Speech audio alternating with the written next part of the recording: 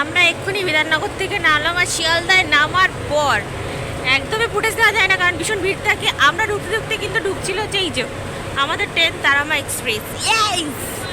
এক বছর পর আবার মায়ের টানে চললাম মায়ের কাছে।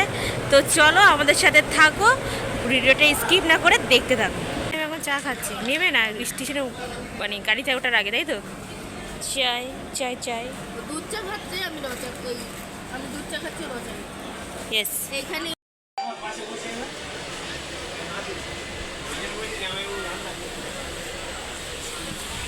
এই হচ্ছে এবারে সিটগুলো একদম বেকার সিট, এইগুলো আমার একদম পছন্দ না, একদম গুবজি গুবজি সিট। আর যথেষ্ট লোকই যাচ্ছে, আমি ভেবেছিলাম যে শুধু আমরাই যাচ্ছি এই গরমে, বাপরে বাপ।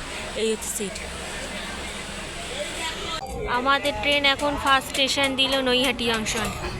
আমাদের স্টেশন এখন দেওয়া হলো বর্ধমান, আর এই যে হচ্ছে বর্ধমানের মিহিদানা।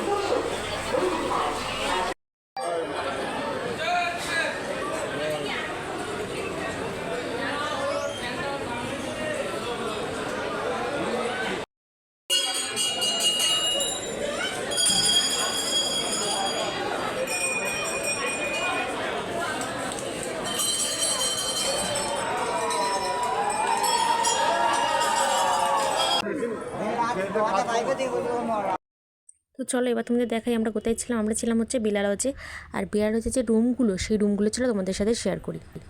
তো এই হচ্ছে রুমগুলো, রুম বেশ বড়, অনেকটা স্পেস ছিল।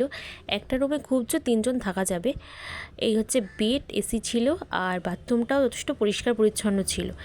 এই হোটেলে আমরা যে ছিলাম 700 টাকা করে নিয়েছিল রুম রেটগুলো। আমরা অফ সিজনে গেছিলাম, তাই জন্য ভাড়া কম ছিল, সিজনের সময় কিন্তু ভাড়া বেশি হয়। আর এটা কিন্তু হোটেল কাম রেস্টুরেন্ট। নিচে আমরা চলে এলাম দুপুরবেলা খাবার খেতে, আর খাবারও কিন্তু খুব সুন্দর খেতে। তারপরে বিকেলে বেরিয়ে পড়েছিলাম একটু ঘুরতে, আর সন্ধ্যার সময় চলে গেছিলাম মন্দিরে আরতি দেখতে। ছবিটা তোল বাবা।